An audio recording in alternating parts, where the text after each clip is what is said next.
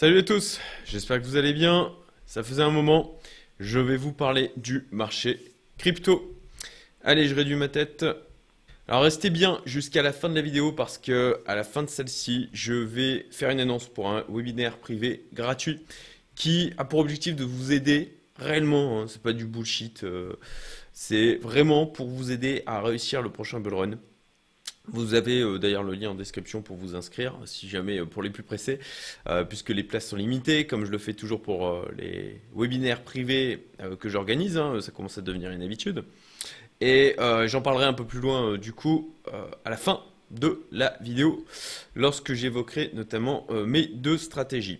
Alors, aujourd'hui, qu'est-ce qu'on va voir dans cette vidéo? On va faire un point sur les indicateurs et les graphiques. Je trouve que le timing est plutôt pas mal justement pour prendre du recul et se dire, ok, faisons un bilan là aujourd'hui du marché et où est-ce qu'on en est globalement. Bon, sincèrement, j'aurais souhaité faire cette vidéo bien plus tôt. Il y a potentiellement 2 ou 3 semaines de ça, mais bon, j'ai beaucoup de trucs à gérer et j'ai pas pris le temps, tout simplement. J'ai des choses que j'estimais plus urgentes et plus importantes. Donc, on va faire un point sur les indicateurs et les graphiques. On va parler de la psychologie de marché, essentielle, surtout sur celui-ci. Les scénarios de long terme que je vois, mais voilà, supposition, je joue un peu à Madame Irma. Ce que je fais de mon côté, comme toujours, hein, je vous partage moi ce que je fais, les stratégies que je suis, les décisions que je prends, et puis euh, ce que je peux retenir comme leçon quand je fais des erreurs, puisque ça aussi je vous le partage sur la chaîne.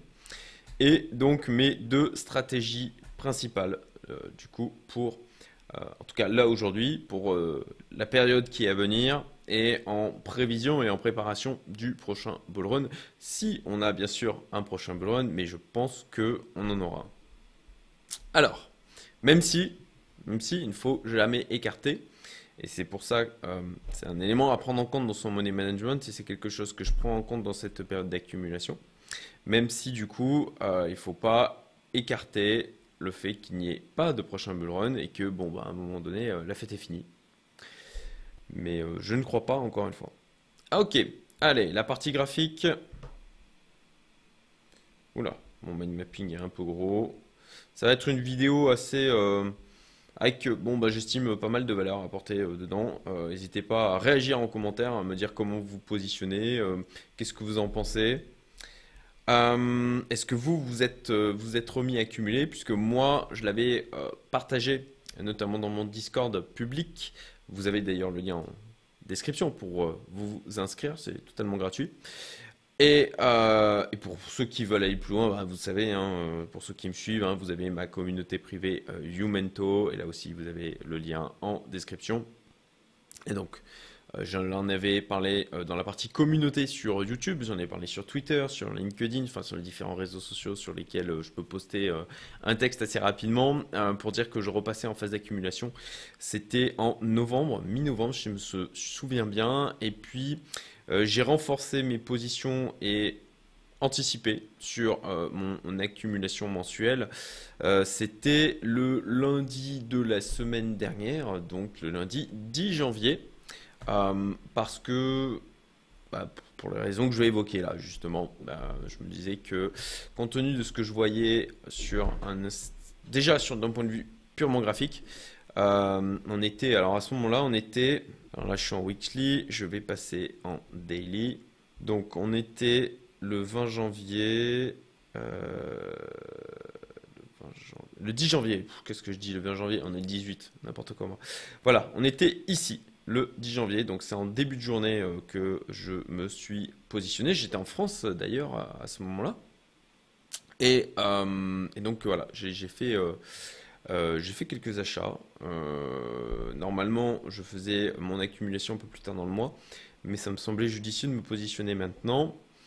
Surtout avec la stratégie, l'une des deux stratégies que je vais suivre, avec le principe du value averaging. Ça d'ailleurs, j'ai fait une vidéo sur ma chaîne où je vous ai mis à disposition un fichier pour pouvoir le mettre en place vous-même sur votre stratégie, que ce soit au niveau de la crypto, au niveau de la bourse. Et c'est d'ailleurs un principe qui est beaucoup moins connu du DCA et pourtant très intéressant. Je vous mettrai le lien en haut à droite si vous voulez aller le voir. Donc alors, zone de résistance. Là aujourd'hui, on voit, on est sur les 21 251 au moment où je fais cette vidéo. On voit clairement qu'on est sur une zone de résistance. Cette zone-là, hein, vous voyez, on a un point de contact ici, un point de contact là, ici, ici. Donc bon, quand même une zone assez costaud, clairement.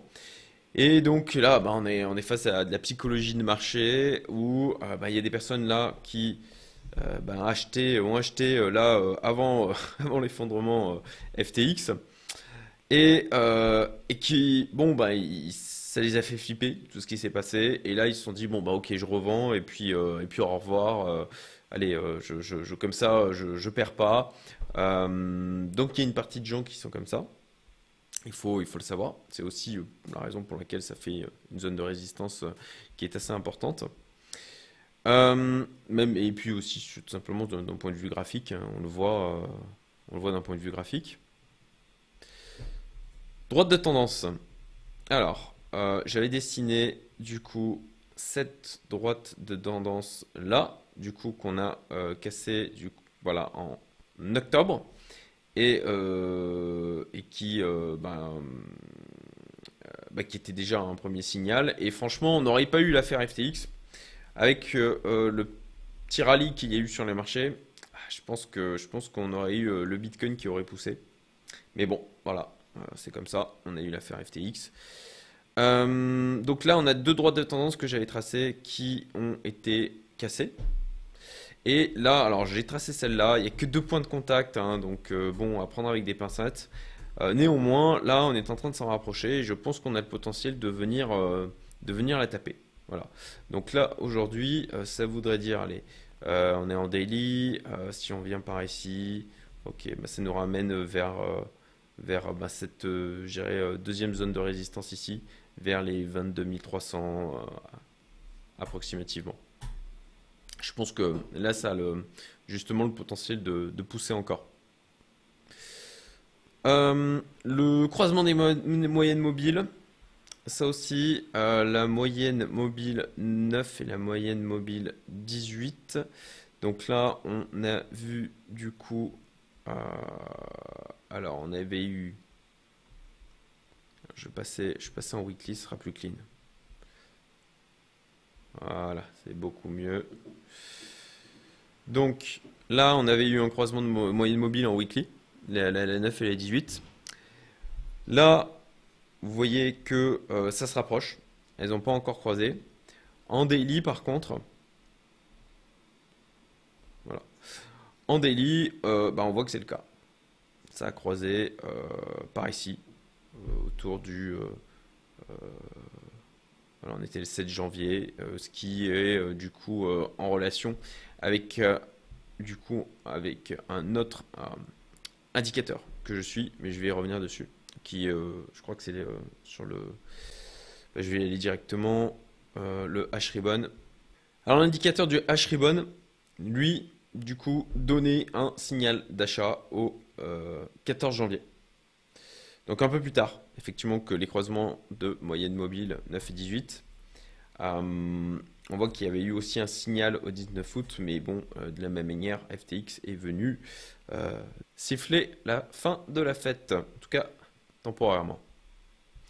Allez, on revient donc moyenne mobile 200. La moyenne mobile 200 en weekly. Voilà.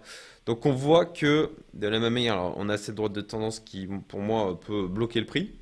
Par contre, ce qui est intéressant, c'est effectivement la moyenne mobile 200 où on a quand même bien de la marge pour la rejoindre.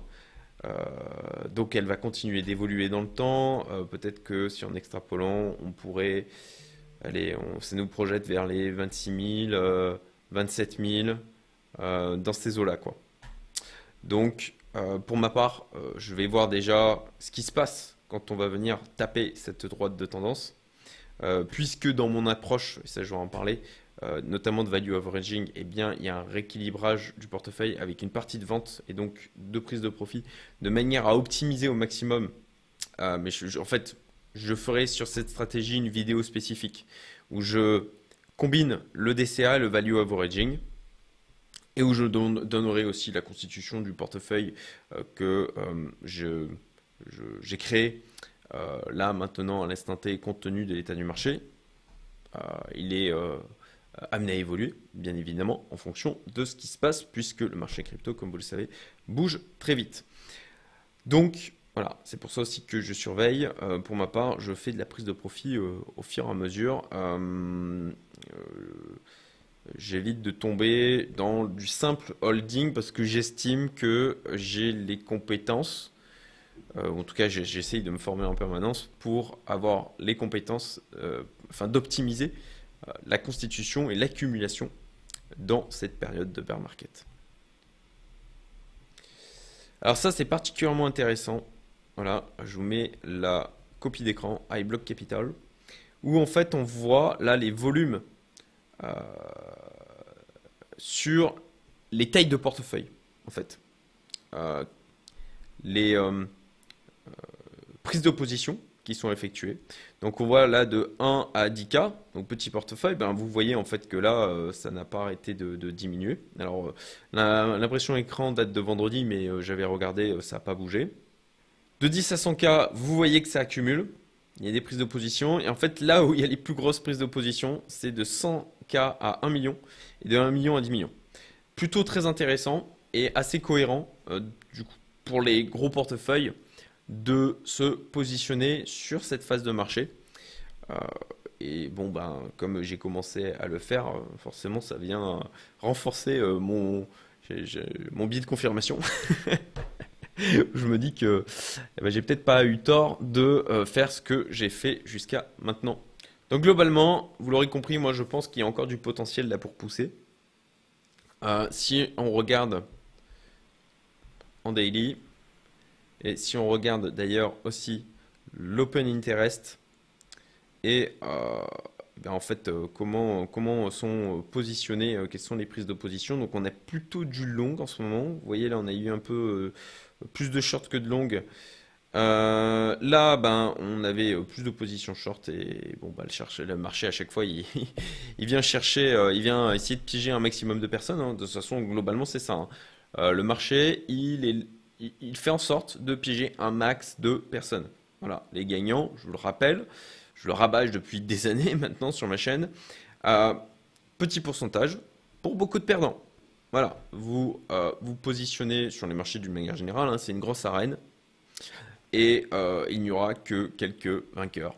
Voilà, donc si vous acceptez de jouer, il faut aussi accepter de potentiellement perdre de temps en temps, mais le moins souvent possible, ou en tout cas, vous pouvez perdre souvent, mais quand vous gagnez, il faut vraiment que du coup, ça rattrape toutes les pertes. Donc là, vous voyez que on a du short squeeze, hein, vous le voyez au niveau du graphique de l'évolution de prix. Ici, au niveau des prises de position, on voit qu'elle grimpe hein, depuis ce nettoyage des shorts qu'il y a eu ici. Mais on a les positions longues qui diminuent. Moi, je trouve ça assez intéressant. Et on voit que le graphique, vous voyez au niveau graphique, là, le Bitcoin ben, monte, le prix monte hein, petit à petit. Alors, on peut avoir une correction et ne pas passer cette zone de résistance, mais je pense qu'il a le potentiel de la passer. Voilà, parce que aussi, il y a pas mal de personnes qui, comme vous voyez, alors il faut voir hein, si ça s'inverse, c'était un peu inversé ici, il y avait eu plus de shorts de positionnés, puis de nouveau un peu plus de longues, mais on est vraiment sur un équilibre, un petit équilibre là-dessus, et je pense qu'il y a le potentiel pour venir casser cette zone de résistance. Après, on verra. Mais en tout cas, pour l'instant, moi, je n'ai pas fait de vente, au contraire du gold. Je fais une parenthèse par rapport à ça, mais je l'ai mis sur Twitter, LinkedIn et puis sur la zone communauté sur YouTube, ainsi que sur mon Discord gratuit où j'ai allégé fortement mes positions sur le gold. Hein, je crois que j'ai vendu pour dans les 70% de ce que je possède sur le gold. Parce que je trouve qu'il a poussé très vite, très fort. Bon bah là ça me donne pas forcément, voilà, j'ai pas le même sentiment là au niveau du Bitcoin. Néanmoins, clairement, je crois qu'on est dans un rallye bear, là, bear, pardon, pour la prononciation. On est dans un rallye bear, on on n'est pas reparti sur un bull run de folie. Je ne crois pas. Ça, à la rigueur, on va en reparler dans la partie scénario plus long terme. Les positions s'accumulent à nouveau, hein. C'est ce qu'on voyait au niveau de l'open interest, ce que je vous montrais, hein, réaccumulation de positions. Là, de plus en plus de positions qui sont ouvertes, avec un petit avantage pour les longues, mais pas énormément non plus. Le H-Ribbon, on l'a déjà vu. Ensuite, le Realized Price et le MRV. C'est pour ça, oui, parce que le gros de ma théorie, hein, quand même, c'est de dire que là, on a connu un point bas, en fait, pour le marché. Alors, on n'est pas à l'abri d'un nouvel événement style Covid qui vient créer une panique et puis avoir un nouveau plus bas. C'est quelque chose qui est tout à fait possible. Après, de la même manière, là, au niveau du Realized Price et du MVRV, bon, bah, on voit qu'on est resté pendant un petit moment là sur les cours en dessous du Realized Price et que le MVRV, on était du coup en négatif, donc plus de personnes perdantes sur le marché que de personnes gagnantes. Et donc on y a été pendant un moment là avant le FTX, on est repassé au-dessus et puis ben voilà, on a eu FTX, ce qui a fini de faire du mal à pas mal de personnes, quoi. Donc je crois que potentiellement on peut avoir vraiment connu le point bas. D'où aussi le fait que je me sois remis à accumuler dans cette période. En tout cas depuis à peu près mi-novembre, après l'affaire FTX. Je reviens à mon mind mapping. Psychologie. Alors, la raison pour laquelle je me suis remis aussi à accumuler, c'est que je pense que trop de monde attendait les 12K et était baissier. Et de la même manière, hein, c'est vraiment moi, plus ça va et plus c'est ma manière dont j'essaye d'appréhender le marché, c'est ok, comment il va s'y prendre pour piéger un max de personnes. Et vu la quantité de gens qui disaient ouais, moi j'attends plus bas, j'ai des ordres à 12K qui étaient baissiers, même certaines personnes qui l'attendaient à 8K, hein, notamment je pense à Olivier dans ma communauté qui a une très belle expérience sur les marchés financiers, mais qui a une tendance à être perma-bear. Bon, bah, il l'attendait à 8K. Peut-être qu'on ira plus tard, mais je trouve que la probabilité, en tout cas, c'est pas mon scénario principal. La probabilité me semble faible, sauf à avoir bon, ben, un événement inattendu, un signe noir, une nouvelle faillite quelconque. Mais pourtant, dans toute cette phase-là, à la suite des FTX, à la suite de Celsius, enfin on en a eu un paquet en 2022, hein, vous en conviendrez. Bon bah tout le monde là, je veux dire, ça a été, à mon sens, ça a été pricé, tous les risques, toutes les potentielles faillites. Il faudrait vraiment quelque chose, peut-être un truc du genre la faillite de Binance, pour là qu'on ait de nouveau le marché qui se fasse complètement défoncer. Donc comment piéger un max de personnes? Là, aujourd'hui, je pense que d'un point de vue psychologique, il y a beaucoup de gens là qui sont en mode frileux, là. Est-ce que c'est reparti? Est-ce que c'est encore un piège? Beaucoup de personnes qui se sont fait piéger. D'où les shorts d'ailleurs qu'on a eu ici, hein, les excès de shorts, ce qui a fait monter le prix, puisqu'encore une fois, le marché va aller avoir tendance à prendre le contre-pied de ce que la majorité pense. Euh, Encore un piège, voilà, je pense qu'il y en a beaucoup qui se disent ouais, encore un piège, qui attendent de voir et qui ont peur. Qui ont peur. Et un bon moyen de piéger tout le monde, là, ce que je verrai, c'est de commencer à pousser fort, là prochainement, dans les jours qui viennent.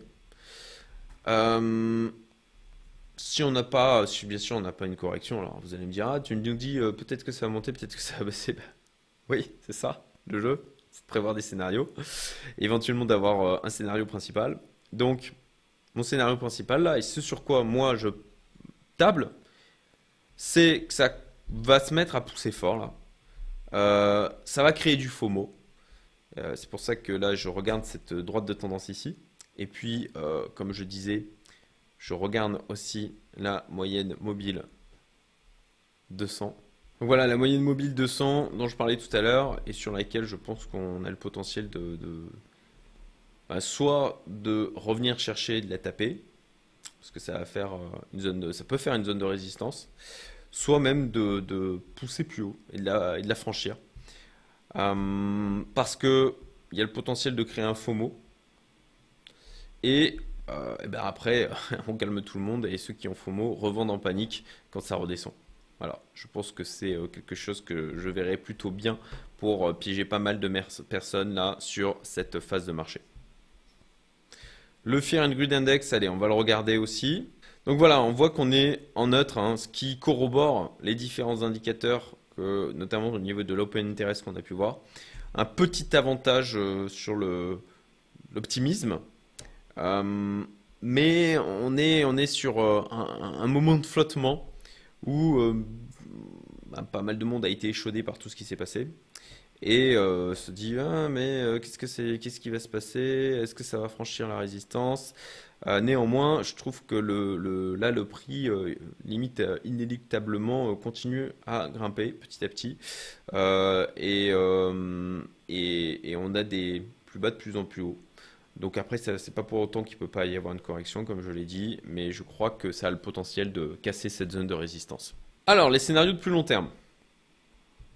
Beaucoup de gens se disent, ok, prochain bull run 2024. Ce qui m'amène à penser, je crois que je l'ai déjà évoqué sur la chaîne, que ça ne sera pas en 2024. Quand il y a un maximum de personnes qui s'attendent à ça. Moi, ça me chiffonne. Voilà. Alors, c'est pas pour autant que ça ne peut absolument pas arriver. Euh, Moi, ce n'est pas un problème. Je suis en période d'accumulation, je peux attendre, je m'expose de manière à, bon ben, si au final il n'y a plus jamais de bull run, que le marché de crypto entier s'effondre, ce à quoi je ne crois pas, bon ben, je ne vais pas me mettre en, en danger financier.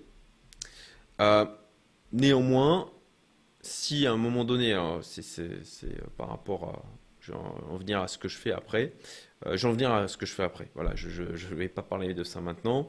Donc voilà, beaucoup de gens qui s'attendent à un nouveau bull run en 2024. Comment piéger là à nouveau un max de personnes? Bon, ben soit le faire plus tôt, partir plus tôt, avoir une hausse fulgurante plus tôt en 2023. Le dernier bull run a piégé pas mal de monde en ayant un nouveau plus haut comme ça sur la période de novembre, ce qui a fait croire que ça y est, on était reparti. Et puis bim, ce qui d'ailleurs était ma théorie, j'en parlais depuis je crois mai 2021. Sauf que je me suis fait avoir aussi, hein. Je m'étais dit ok, nouveau plus haut et après bim, ça retombe et ça piège un maximum de personnes. Mais je pensais que ça pousserait un peu plus.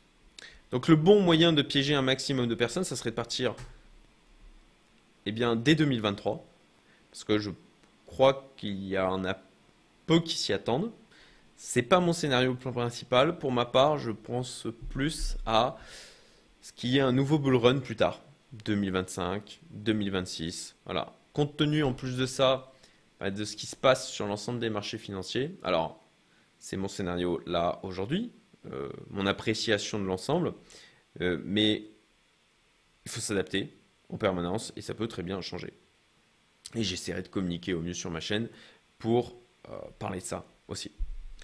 Ce que je fais, donc, bon ben, j'ai toujours une partie en hold, comme vous le savez, du Bitcoin, du XRP, de l'ETH, j'ai du Matic, j'ai du AAV, notamment du SEAL pour XSL Lab. J'ai toujours mes tokens de hard trade. Ils vont sortir leur application prochainement. Bon voilà, ça je ferai une autre vidéo sur le sujet. Accumulation, donc voilà, j'accumule avec deux stratégies que je vais évoquer rapidement. Je ferai des vidéos dédiées et il y a aussi un webinaire privé gratuit pour ceux qui veulent suivre la deuxième. Là, anticipation, bon, bah, parce que je surveille hein, quand même ce qui se passe au niveau du marché des cryptos, surtout dans les phases comme ça, qui pour moi sont particulièrement intéressantes, où on a contraction de la volatilité, je crois qu'il d'ailleurs a été qui ne s'est jamais vu. Il n'y avait jamais eu aussi peu de volatilité, sauf erreur, sur le Bitcoin. Donc j'essaye de faire une accumulation aussi éclairée que possible. Et alors, j'ai pas pris le temps de le lancer, un autre gridbot. Je voulais le faire dans la période d'accumulation. Sur Bitsgap, hein, puisque j'ai toujours mes gridbots qui tournent sur Bitsgap, sur l'ETH et Paxos Gold versus Bitcoin. Voilà, bon, donc il y a un peu plus pour 10K, hein, c'est pas énorme comme position. Mais ça continue à tourner, ça continue à me générer du rendement, et puis je suis patient là-dessus. À 7 mois et à 9 mois, du coup, ça tourne depuis 7 mois et 9 mois, ces deux-là. Et puis donc moi je fais cette utilisation de là des gridbots, hein, j'ai fait des erreurs là-dessus aussi, j'ai appris.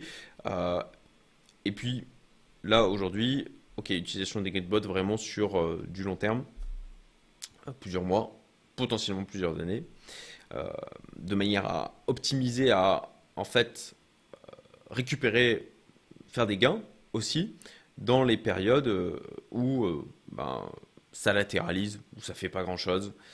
Au final, c'est la plupart du temps, le gros du marché, c'est sur ces périodes-là.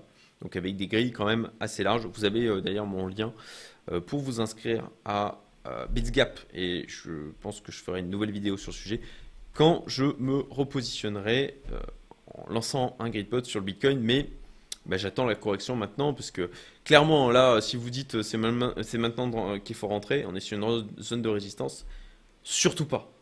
Surtout pas. Voilà, c'était bien avant qu'il fallait se positionner. Là, c'est trop tard. Voilà, vous avez laissé passer le train, mais je pense que clairement, ce ne sera pas le dernier. Donc, pas de FOMO. Soyez patient. Et puis, sur une phase de correction, ce qui peut arriver dans les jours qui viennent, dans les semaines, voilà, ça, il y en aura une, hein, clairement. Il y a toujours des phases de correction, il y a toujours des phases de hausse. Mais après, on ne sait pas exactement quand. Donc, il faut surveiller. Donc les deux stratégies. Alors, première stratégie, donc combinaison de DCA et de value averaging.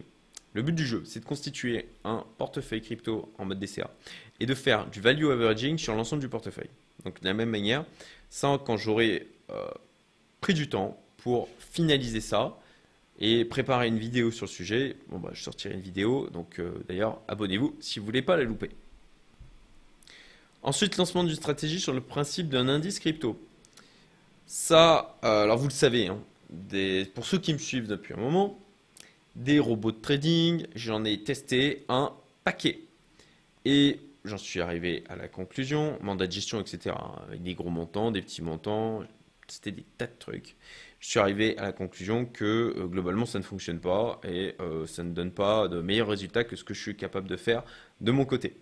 Ça c'est d'ailleurs une de mes grosses erreurs de 2021, de croire que des professionnels, entre guillemets, les seuls pour moi qui tiennent vraiment la route, c'est Alex de Quantips avec son mandat de gestion DSM. Mais tous les autres, en fait, ils savaient pas mieux faire que ce que j'avais fait. Voilà. Ça a été ma grosse erreur, ça a été de leur confier mon argent en me disant que déjà en me disant que en diversifiant, ils n'allaient pas tous se tromper en même temps. Wrong. C'était une erreur. Ils se sont tous viandés en même temps. Et donc de croire aussi qu'ils allaient mieux gérer que moi. Voilà, c'est pas le cas. Donc, des solutions, oui, mais des solutions qui sont sur une stratégie qui est simple, efficace, et avoir non pas un outil en mode le bot de trading de folie qui va vous faire faire x1000, etc., mais une stratégie qui est éclairée, je dirais limite de bon père de famille, quoi. Donc c'est le principe là qui vous sera présenté lors du live privé le lundi 23 janvier. Inscrivez-vous en description et en commentaire épinglé. Donc ce n'est pas une énième stratégie algorithmique. Lors de ce live, on va faire un point avancé, plus avancé que ce que je vous ai fait là sur le marché crypto. Présentation en détail du coup de la stratégie, la répartition, la sélection des cryptos, l'approche de rééquilibrage qu'il y a, l'optimisation des entrées-sorties. Encore une fois, hein, c'est vraiment alors simple. Vous verrez, hein, dans l'approche, c'est simple, efficace. Et c'est pas avec un obscur algorithme qui va faire des mouvements d'entrée-sortie, etc. C'est c'est quelque chose qui, bah, vous le découvrirez, voilà, moi avec lequel je suis extrêmement à l'aise et qui est en une autre approche différente, mais qui est en résonance avec l'approche que je suis de DCA et de value averaging sur l'ensemble du portefeuille, d'une autre manière. Mais j'aime bien moi avoir pas qu'une seule stratégie. Je trouve que ça crée de la résilience et en plus de ça, ben, j'estime que je suis toujours en période d'apprentissage sur ma capacité à investir, à générer de l'argent et c'est le moyen aussi d'apprendre en permanence, d'essayer de nouvelles choses. En plus de ça, ben, en l'occurrence, ce sera Florent Fouque qui va principalement intervenir, hein, même si moi aussi je vais intervenir dans ce webinaire privé. Euh, c'est quelqu'un de très bien. Voilà, que j'ai rencontré à Maurice avec des vraies valeurs humaines euh, et qui, bon, voilà, il vous parlera de son parcours de toute manière lors de ce live privé, mais c'est vraiment une des belles rencontres, il y en a eu un paquet, de 2022 pour ma part. Alors, pour qui, en fait, ça s'adresse ce live privé? Clairement, ça s'adresse à ceux qui ont un minimum de capital. Donc, si vous voulez investir à minima quelques milliers d'euros dans la crypto et que vous avez une approche où vous attendez pas à dire ok, je vais mettre 1000 euros et puis je vais faire un fois 1000 dessus et youpi, je suis millionnaire. Voilà, ce n'est pas pour vous si c'est votre attente de ce marché en mode je vais trouver la pépite qui va changer toute ma vie. Alors ça peut être game changer, hein, clairement, le marché des cryptos. Euh, mais clairement, avec cette stratégie, ça va pas être game changer, life changer. Si vous mettez quelques milliers d'euros, à mon sens, c'est une stratégie sur laquelle on peut estimer faire un x5, x10, ce qui est déjà plutôt très bien hein, sur les années qui viennent mais c'est pas un truc sur lequel vous allez faire du x100, du x1000. Donc ça s'adresse plutôt avec des gens qui, et de plus en plus je m'adresse à cette typologie de public hein, sur ma chaîne, des gens qui ont quand même de l'argent. Euh, si vous avez potentiellement quelques dizaines de cas, euh, voilà, peut-être même plusieurs centaines de cas à mettre dans la crypto, clairement je pense que cette stratégie va vous intéresser. Et si vous n'avez pas vu ma vidéo sur le value averaging, ben je mets le lien quelque part hein, sur la fenêtre de la vidéo, là, sur la fenêtre de votre écran, pour que vous cliquiez, vous alliez voir ça. Vous avez un fichier de disponible pour pouvoir déployer cette stratégie de value averaging qui est gratuit. Voilà. Et en téléchargement, il y a juste à remplir un formulaire pour pouvoir y accéder. Écoutez, j'espère que vous avez trouvé cette vidéo intéressante, pertinente. Ça faisait un petit moment que je n'avais pas fait de vidéo sur le sujet. N'hésitez pas à me le dire en commentaire, à me dire ce que vous faites, bien sûr. Et prendrai le temps de les lire et de vous répondre si ça me semble pertinent de vous apporter une réponse. Je vous souhaite une excellente journée et je vous dis à très vite pour d'autres vidéos avec beaucoup de valeur ajoutée dedans. Salut à tous.